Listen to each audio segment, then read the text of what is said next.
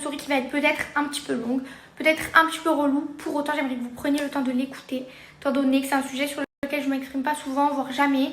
Mais là, c'était nécessaire en fait. Ce matin, je suis tombée sur un post sur Facebook. Oui, je vais encore sur Facebook, ça m'arrive, qui m'a donné les frissons. Donc vous savez quoi déjà? Même pas je parle, juste je vous montre. Je vais rien dire, juste je vous...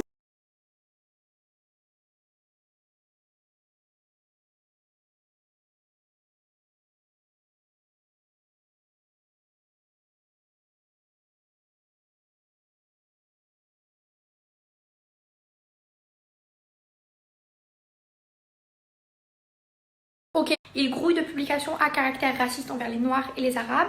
Pour autant, il a supprimé mon commentaire 1 minute après sa publication, mais n'a pas supprimé son post.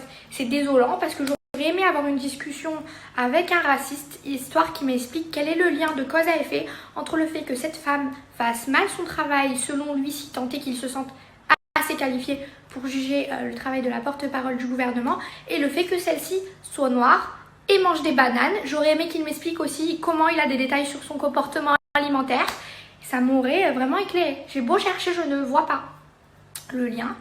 Et ça n'arrive pas à assimiler et accepter le fait que subsiste ce genre de raisonnement et de comportement dans notre pays et à notre époque. Genre, on a tous les moyens de s'affranchir des idées et des idéologies de nos parents ou de nos grands-parents. On a tous accès à l'éducation avec plus ou moins de facilité, certes, mais c'est plus acceptable en 2020, surtout pour un adulte responsable qui a engendré une descendance. Genre, quelle est la valeur logique? Quel est le cheminement intellectuel dans son propos? Oui, elle ferait mieux de retourner dans son cocotier et manger des bananes. C'est nul, c'est même pas drôle, c'est nul, c'est naze.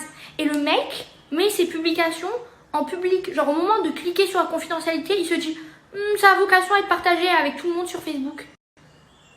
Qui t'a donné Internet? Pour conclure, je pense que j'ai trouvé une explication. J'ai percé le mystère à son comportement irrationnel. Ce mec-là, je le connais. Des années en arrière, on faisait de la danse ensemble. Je crois qu'il a 15 ans plus que moi à peu près. Quand il avait 30 ans, j'en avais 15. Et il me draguait lourdement. Donc déjà, santé mentale, bof. Et visiblement, à cette époque, ça n'avait pas l'air de le déranger que je sois une arabe et que je mange du couscous.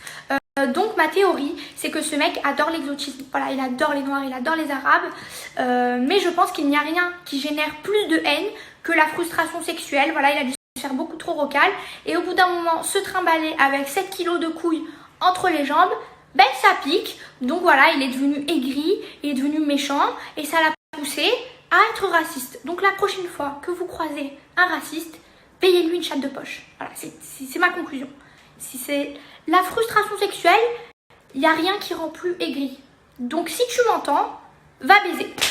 Bon voilà, j'ai fini mon caca nerveux. Je précise que ma story n'a pas vocation à propager la haine. C'est pour ça que j'ai caché le nom de la personne concernée. C'est même tout le contraire en fait. C'est un message qui appelle à l'ouverture d'esprit et à la tolérance. Je ne me bats pas plus contre le racisme que contre la bêtise humaine.